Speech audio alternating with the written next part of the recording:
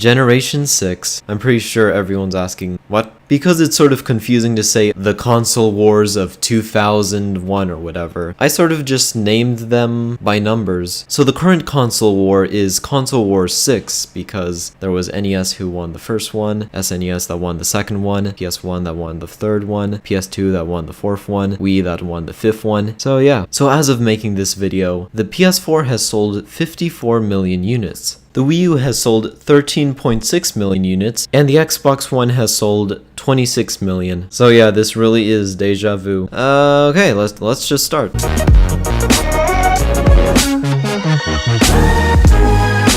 The PS4 has 8 GB of RAM, a 1.6 GHz processor, 1.8 teraflops, and 500 GB of storage. And it really shows itself when you look at the games. And it may surprise some of you, but the processor is not as strong as the one in the Xbox One. For the Wii U, we have 2 GB of RAM, a 1.2 GHz IBM processor, 0.352 teraflops, and 32 GB of storage. And this is one of the reasons that the Wii U didn't sell well. It had many gamers asking, "Where's the beef?" But the games still look good and play well. And it really makes you forget that you are playing on a device that only has 2 GB and doesn't even have 1 teraflop of processing. For the Xbox One, it has 8 GB of RAM, 1.7 GHz of processing, 1.3 teraflops, and 500 GB of storage. So it does have less teraflops than the PS4, and ironically the Scorpio's just gonna roast the PS4 now, even the PS4 Pro. That comeback, Microsoft.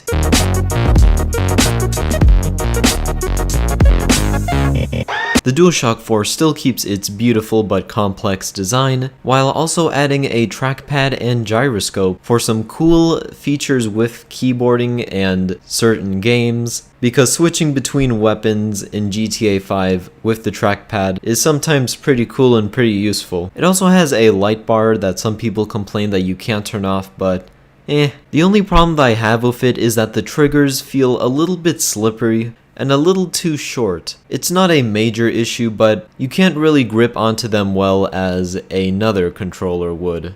Cough cough. There's no doubt that the Wii U's gamepad has the most features. At first I thought that it would be uncomfortable to hold because of its size, but it's pretty light. It has a nice display, and the controls feel smooth.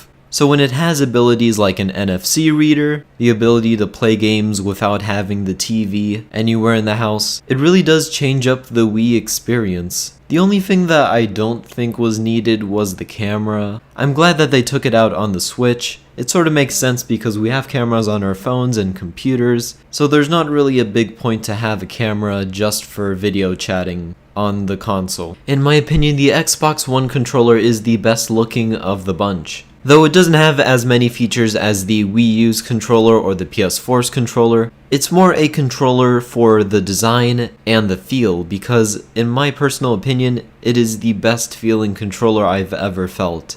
I love the joysticks, they just feel great in my thumbs. The texture is great. I love the buttons. I love the triggers. It feels really smooth, especially with the motors inside, so it really does feel like you're shooting a gun with the vibration sort of feel. Some of the problems with it though is that when it was first released, it never had Bluetooth or a headphone jack. That sounds a little bit ironic with the headphone jack thing.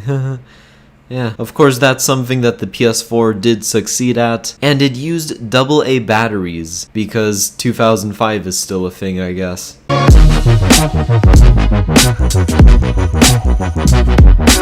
The menu on the PS4 is very simple and straightforward. Everything is laid out for some easy accessibility, and there's not really much going on, even though there is. And also you can customize the theme of your PS4 menu. As you can see, I have the 25th anniversary one, and when 4.5 comes out, soon the wallpapers, just like Xbox One. There are two Wii U menus. One is for the controller and one is for the TV. The one that has the floating apps is more of a decoration showing all of your friends and just showing you, sort of like a desktop, I guess you could say. It's probably the easiest to use. Everything is right there. All you have to do is just click on it. And just like on the PS4 and Xbox One, there is a little menu that you can open up while you're in a game or just a program, and it basically does the same stuff. The Wii U startup is also pretty straightforward. It also doesn't have a animation for the logo, it just shows it and goes to the menu. For the Xbox One, it has a couple more features than its two competitors. One of them is split screen, which allows you to watch videos or listen to music while playing games. And another is a little bit more advanced customizing. So you can change the background to whatever you want by plugging in a USB and uploading images onto it. You can also change the themes, so the tiles will be different. It may not be a lot, but it's much more than the PS4 has. The startup for the Xbox One is the only console to have a logo animation, and it makes it look badass. When I hear that sound, I'm ready to game.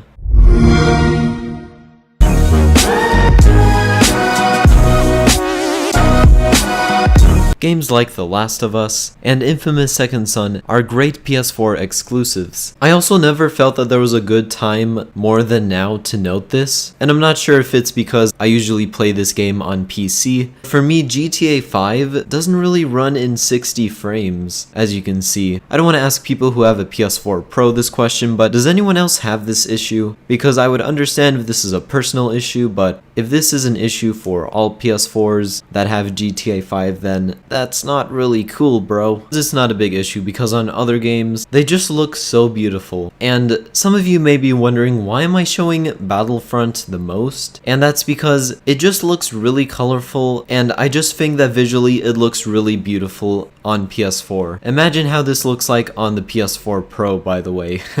And there's Nintendo, the king of exclusive games. The only reason that Nintendo is alive is because of these exclusive games, like Mario Kart, Super Smash Bros., Legend of Zelda, Pokemon, especially Pokemon, a big one. Of course, for the Nintendo Switch, Breath of the Wild is going to be a huge saver until more third-party games come out. Mario Kart 8 and Super Smash Bros. And Mario Maker seem to be the most popular for the Wii U. Of course, Mario Maker is the only one of its kind for the Wii U and the 3DS. I don't think, as of now at least, we will see Mario Maker on the Switch. It sort of makes sense to put it on the Switch, but for now, it is a Wii U and 3DS exclusive, and it seems like the perfect game for the Wii U. Of course, Mr. MC, not that MC, but Halo is Xbox's king of exclusive titles. There really isn't anything that competes with it other than like Forza. So yeah, this is sort of Microsoft's very own Mario type of franchise where it's released on every single console. A little bit similar to how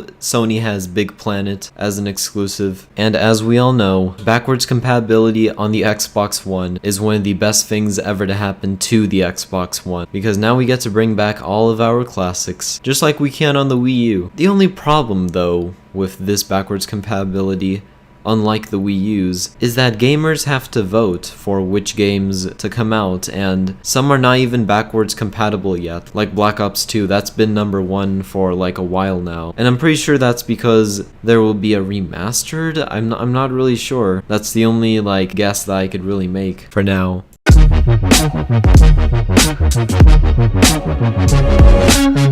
These are the accessories that came originally with the consoles. So of course, to start it off is the PS4. The only accessory that we got was one earpiece, but there was a really good price on the PS4 to be fair, and there are a lot of great features that probably compensate for all of that earpiece. Oh boy, Wii U and accessories. There are a lot of stands that come with the Wii U, it appears. One is to stand the console upwards, another is to stand the controller, and if you don't want to charge it like this, you could charge it more like a normal person and charge it like this. I think that it's pretty good that Nintendo has added all of these accessories, because these are accessories that could have been easily marketed for like 20 bucks, and instead we're just getting them in the box. Like for example, the charger, that was totally not needed. Like of course we all love to use it, all of us Wii U owners, but that is really something that could have just been sold for like $10, $20 even. So it's very nice that Nintendo has added a little bit more accessories. Of course they have an underpowered console, so that could have been one of the reasons that it was so cheap to get all of this stuff. Who knows? And then there's you, buddy. Just like the 360, the Xbox comes with a proper default mic. Instead of being like an earbud, it's a headset, clearly not like an MLG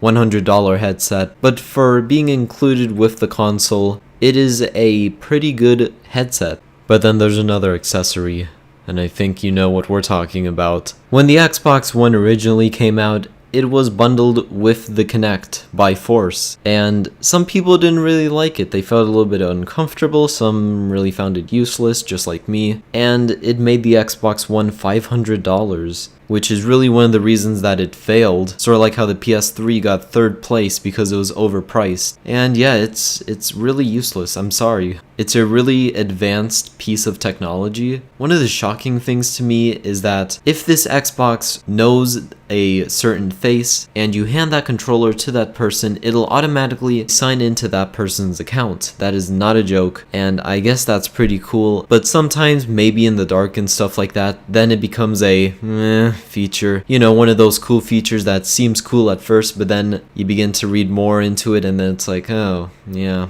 So unless you're going to be doing some professional dancing or talking to your friends using it like a Skype thing, there's not really a huge use for it. And there was not a huge use for it back then, other than to say Xbox on.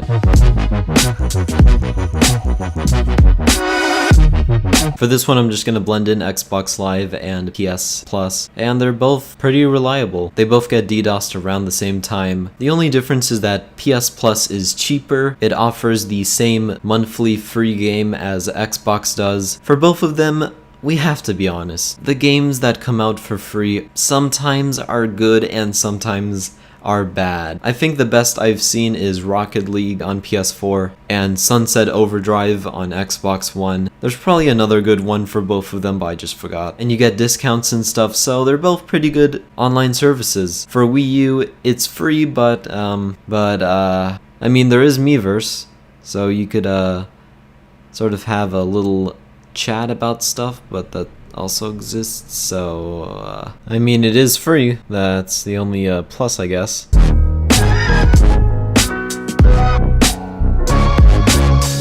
At least according to consumers, the PS4 is the clear winner. Like I said earlier, doubling with 54 million sales, and this thing is not gonna die for at least 5 more years. This is the clear winner of this gen. I predict that over its entire lifespan, it may get really close to 100 million units. Clearly, that's not gonna be the first time, and this was a pretty big success for Sony. And the reason that it was is that they saw a middle in between. They wanted to make an affordable console with cool features and looked good. To be fair, for the Xbox One, it does seem to focus more on quality and materials, though their console doesn't really look beautiful. Sorry. And it seems to focus more though on being minimalistic. And Microsoft's original vision was to combine TV with gaming. And I haven't really seen that many people use the TV feature for the Xbox One, so nice attempt. And then there's the Wii U. And it may seem like I'm just gonna totally shit on this thing, but I'm actually not, because I actually want to give an applause for Nintendo for trying to be innovative, trying something new, something that no one else has done yet. Because when you try, you're not always going to succeed. Sometimes you'll fail. And that really takes balls to try, especially when you have in your hands one of the most important companies in gaming history, and you want to put all of that money basically on the line to try your vision. That takes balls. And Satoru Iwata, who passed away 2 years ago, had that vision. Of course, today he left us with the Nintendo Switch, which I believe is that attempt that succeeded, that trying that paid off. And I'm not just saying that because today pre-orders returned on Best Buy and in like 5 minutes they all vanished, literally. Like, I was one of the last people to pre-order before it just disappeared again. But yeah, other than that, I will see you guys in the next one.